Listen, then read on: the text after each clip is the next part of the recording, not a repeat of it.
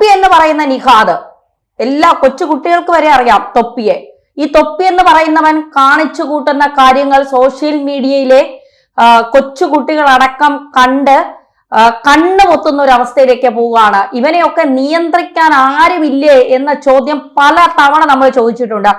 Kerala police ഒക്കെ ഇപ്പോൾ ഊർജിതമായി പ്രവർത്തിക്കുന്ന ഒരു സമയമാണ്. നമുക്കറിയാം ഓപ്പറേഷൻ തൂഫാൻ ഒക്കെയായി ബന്ധപ്പെട്ട് കേരളത്തിന്റെ വിവിധ ജില്ലകളിൽ അവർ ഓടി നടന്ന് രാവും പകലും ഇല്ലാതെ അവർ ഓടി നടന്ന് തൂഫാന് വേണ്ടി പ്രത്യേക സ്ക്വാഡിനെയൊക്കെ രൂപീകരിച്ചുകൊണ്ട് അവർ ഓടുകയാണ്. എങ്കിലും ഇതിനിടയ്ക്ക് ഇവനെ പോലെയുള്ള നാണം കെട്ടവന്മാർ അതായത് സമൂഹത്തിനെ തന്നെ ഇല്ലാതാക്കാൻ ഇറങ്ങി തിരിച്ച കുറെ എണ്ണം സോഷ്യൽ മീഡിയയിലൂടെ എന്തും കാണിച്ച് പണം ഉണ്ടാക്കാം എന്ന് കരുതുന്നവർ ആരെ വേണമെങ്കിലും അശ്ലീലമായി ചിത്രീകരിക്കാം, ആരുടെ വീഡിയോ വേണമെങ്കിലും പുറത്തിടാം. കൊച്ചു കുട്ടികൾ വരെ ഇത് കണ്ട് ഒന്ന് ആലോചിച്ച് നോക്കണം നമ്മുടെ സമൂഹം ഏത് തരത്തിലേക്കാണ് പോകുന്നത് എന്നുള്ളത്. ഇപ്പോ ഈ തൊപ്പി എന്ന് പറയുന്ന നിഹാൻ ഇവനെതിരെ കേസുണ്ട്. 3 വർഷം വരെ തടവ് ശിക്ഷ ലഭിക്കാവുന്ന കേസാണ് എടുത്തിരിക്കുന്നത് എന്നാണ് മനസ്സിലാക്കുന്നത്. ഇതൊരു വാർത്തയാണോ, വാർത്താ ദാരിദ്ര്യമാണോ എന്നൊക്കെ ചോദിച്ചുകൊണ്ട് കുറേമാര് കമന്റുമായി രംഗത്തെത്തും. ഇതും വാർത്തയാണ്. ഇങ്ങനെയുള്ളവന്മാരെ പൊതുസമൂഹത്തിൽ തുറന്ന് കാട്ടപ്പെടേണ്ടതുണ്ട്. ഇവനൊക്കെ ഒരു ലൈവ് സ്ട്രീം എന്നും പറഞ്ഞ് വച്ചിട്ട് ഓരോരുത്തരെ വളരെ മോശമായി പറയുക, ഒരുമിച്ചിരുന്നതിന് ശേഷം തല്ലിപ്പിരിഞ്ഞതിന് ശേഷം അവരുടെ സ്വകാര്യ വീഡിയോകൾ ഒരുളുപ്പുമില്ലാതെ സോഷ്യൽ മീഡിയയിൽ എടുത്തിടുക, എന്നിട്ട് ഏറ്റവും മോശമായ രീതിയിൽ സംസാരിക്കുക. ഇതൊക്കെ സോഷ്യൽ മീഡിയ ഉപയോഗിച്ചുകൊണ്ട് എന്ത് വൃത്തികേടുകളും കാണിക്കാം. കേരള പോലീസ് എന്താ ചുമ്മാവാന്നാ വിചാരിച്ചിരുന്നത്? അവരിതൊക്കെ നോട്ട് ചെയ്യുന്നുണ്ടായിരുന്നു, അവർ പൊക്കുമെന്നുള്ളത് ഉറപ്പായിരുന്നു. ഇപ്പോ അവര് കേസും എടുത്തിട്ടുണ്ട് എന്നുള്ളതാണ്. സൈബർ ലോകത്തെ കളി കാര്യമായതോടെ ഒടുവിൽ പോലീസിന്റെ വക തൊപ്പിക്ക് കിട്ടിയത് 8ന്റെ പണിയാണ്. സുഹൃത്തുക്കളുടെ നഗ്ന വീഡിയോകൾ സമൂഹ മാധ്യമങ്ങളിലൂടെ പരസ്യമായി പ്രചരിപ്പിച്ച സംഭവത്തിൽ തൊപ്പിക്കെതിരെ എറണാകുളം റൂറൽ സൈബർ പോലീസ് കേസെടുത്തിട്ടുണ്ട്. IT നിയമത്തിലെ ശക്തമായ വകുപ്പുകൾ പ്രകാരമാണ് കേസ്. നിലവിൽ ചുമത്തിയിരിക്കുന്ന വകുപ്പുകൾ പ്രകാരം വലിയ കുരുക്കുകളില്ലാതെ തൊപ്പിക്ക് സ്റ്റേഷൻ ജാമ്യം ലഭിക്കുമെങ്കിലും വരും ദിവസങ്ങളിൽ കൃത്യമായ വിചാരണയിലൂടെ 3 വർഷം വരെ കഠിന തടവും 5 ലക്ഷം രൂപ വരെ പിഴയും ശിക്ഷയായി ലഭിക്കാൻ ശക്തമായ സാധ്യതയുണ്ട് എന്നാണ് ഇതുമായി ബന്ധപ്പെട്ട നിയമ വിദഗ്ധർ പറയുന്നത്. ഇവനെ ഒരു പൊതുശല്യമായെങ്കിലും കണക്കാക്കണം എന്നാണ് പറയാനുള്ളത്. ഇവനൊരു പൊതുശല്യമാണ്. ഇടയ്ക്ക് ഞാൻ നന്നായി എന്നൊക്കെ പറഞ്ഞ് രംഗത്തെത്തും. പിന്നീട് ഈ ലഹരിയൊക്കെ ഉപയോഗിക്കുന്നു എന്ന് പറയും. പിന്നീട് ഈ ലൈവ് വച്ചിട്ട് ഇവന്റെ പല പല വീഡിയോസ് കൊച്ചു കുട്ടികൾ വരെ ഇവന്റെ ആരാധകരാകുന്നു. ഇവനെ പോലെ അവരും സോഷ്യൽ മീഡിയ തുടങ്ങുന്നു, യൂട്യൂബ് അല്ലെങ്കിൽ മറ്റ് സോഷ്യൽ മീഡിയ പ്ലാറ്റ്ഫോമുകൾ ഉപയോഗിക്കുന്നു. എന്തൊക്കെയാണ് ഇവൻ ഇരുന്ന് കാണിച്ചു കൂട്ടുന്നത്? നമുക്കറിയാം, ഒരാളെ നമ്മൾ വാർത്തകൾ പറയുമ്പോൾ തന്നെ വ്യക്തിപരമായി അധിക്ഷേപിക്കുമ്പോൾ നമ്മളത് കൃത്യമായി ആലോചിച്ച് നമ്മൾ ഓരോ കാര്യങ്ങൾ പറയും. കാരണം വ്യക്തിപരമായി ഒരാളെ അധിക്ഷേപിക്കുക എന്ന് പറയുന്നത് അയാൾക്ക് പരാതി കൊടുത്താൽ ഒരുപക്ഷെ നമ്മുടെയൊക്കെ ഭാഷയിൽ നമ്മൾ പറയും ജയിലിടിഞ്ഞാലും വെളിയിൽ വരില്ല എന്നുള്ളത്. പക്ഷെ ഇവനൊക്കെ ഇരുന്നു കൊണ്ട് എന്തും പറയാം. കാറിൽ ഇരുന്ന് ചിലവന്മാര് കാറിന്റെ അകത്ത് ഇരുന്നിട്ട് ഓരോരുത്തരെ അധിക്ഷേപിക്കുന്നു, ഓരോരുത്തരുടെ ജീവിതത്തിൽ ഇടപെടുന്നു. ചിലവന്മാര് വീടിനകത്തിരുന്ന് ഓരോരുത്തരെ അധിക്ഷേപിക്കുന്നു, ഓരോരുത്തരെ എന്നിട്ട് പറയുന്നത് റിയാക്ഷൻ വീഡിയോ ആണ്, ഞങ്ങൾ റിയാക്ട് ചെയ്യുകയാണ്. നീയൊക്കെ റിയാക്ട് ചെയ്യുന്ന എന്തിനാ? ഓരോരുത്തരുടെ ജീവിതത്തിൽ നടക്കേണ്ട കാര്യങ്ങൾ അവർ നടത്തും.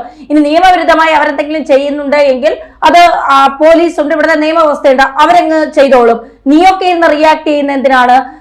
വേറെ ഒരു പെണ്ണുപിള്ളയാണെങ്കിൽ 24 മണിക്കൂറും തെറി മാത്രമേ പറയൂ. വാക തുറന്നാൽ തെറി മാത്രം പറയുന്ന ഒരു പെണ്ണുപിള്ളയുണ്ട്. ലോകത്തെ ഏറ്റവും വലിയ പതിവ്രതയാണ്, എന്നെ അപ്പുറം പതിവ്രത വേറെ ആരുമില്ല, അതുകൊണ്ട് എനിക്ക് ലോകത്തുള്ള എല്ലാ പെണ്ണുങ്ങളെയും വിമർശിക്കാം എന്ന് പറഞ്ഞുകൊണ്ട് എല്ലാ സ്ത്രീകളെയും വിമർശിക്കുന്ന ഒരു പെണ്ണുപിള്ളയുണ്ട്.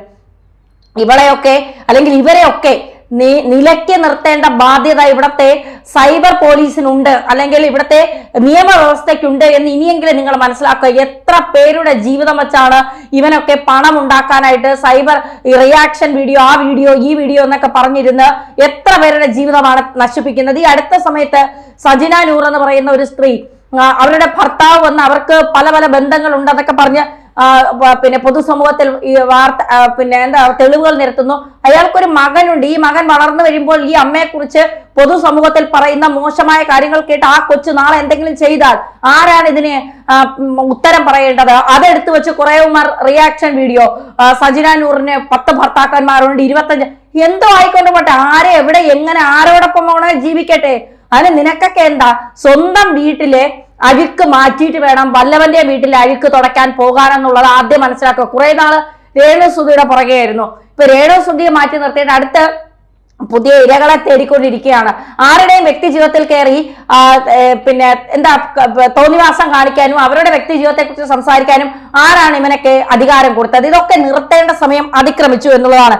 നമ്മൾ തൊപ്പിയിലേക്ക് വന്നാൽ അഡ്വക്കേറ്റ് ശ്രീജിത്ത് പെരുമനയുടെ പരാതിയുടെ അടിസ്ഥാനത്തിലാണ് പോലീസ് ഇപ്പോൾ തൊപ്പിക്കെതിരെ വലവിരിച്ചിരിക്കുന്നത്. സുഹൃത്തുക്കൾ തമ്മിൽ തെറ്റിയതിന് പിന്നാലെയാണ് പ്രതികാര ബുദ്ധിയോടെ ഒപ്പമുണ്ടായിരുന്നവരുടെ നഗ്ന വീഡിയോ തൊപ്പി തന്നെ ഫേസ്ബുക്ക്, ഇൻസ്റ്റഗ്രാം, യൂട്യൂബ് അക്കൗണ്ടുകളിലൂടെ പുറത്തുവിട്ടത്. ദിവസങ്ങളോളം ഇരുപക്ഷവും സോഷ്യൽ മീഡിയയിൽ ചേരി തിരിഞ്ഞ് കടുത്ത ആരോപണങ്ങളുമായി ലൈവ് വീഡിയോകൾ ചെയ്തിരുന്നു. ഇതിന്റെ ഒടുവിലത്തെ ക്ലൈമാക്സ് എന്ന് വേണം കരുതാൻ. സൈബർ നിയമങ്ങളെ വെല്ലുവിളിച്ചുകൊണ്ട് തൊപ്പി ഈ അശ്ലീല ദൃശ്യങ്ങൾ തന്റെ പേജുകളിലൂടെ കുപ്രചരണത്തിനായി ഉപയോഗിച്ചത്.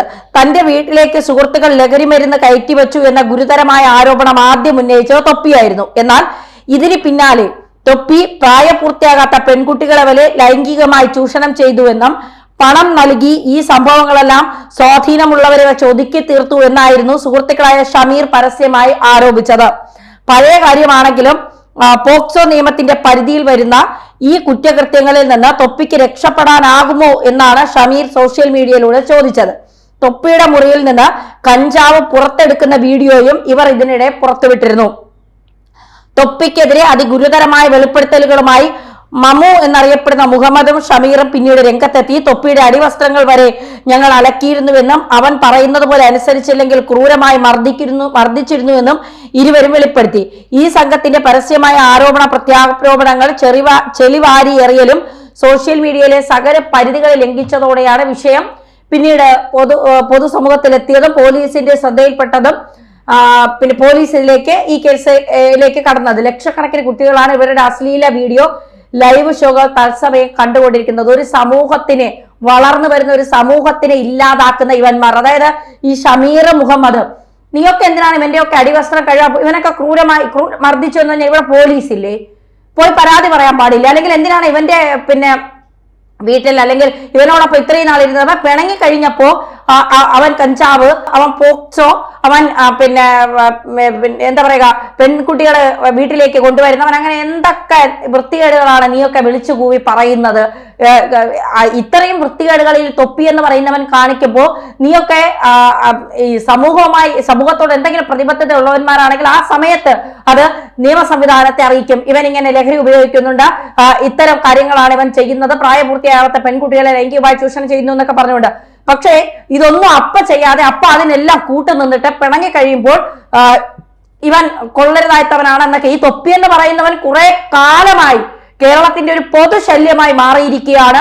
ഇവനെ അനുകരിച്ചുകൊണ്ട് നിരവധി കുട്ടികളാണ് രംഗത്തെത്തുന്നത്, ഇവന്റെ ലൈവ് ഷോകൾ കാണുന്നത്. ഇവനെ ഇനിയെങ്കിലും നിലക്ക് നിർത്തിയില്ലെങ്കിൽ സമൂഹത്തിന് ഇവൻ വലിയ ആപത്താണ് എന്ന് മനസ്സിലാക്കുക.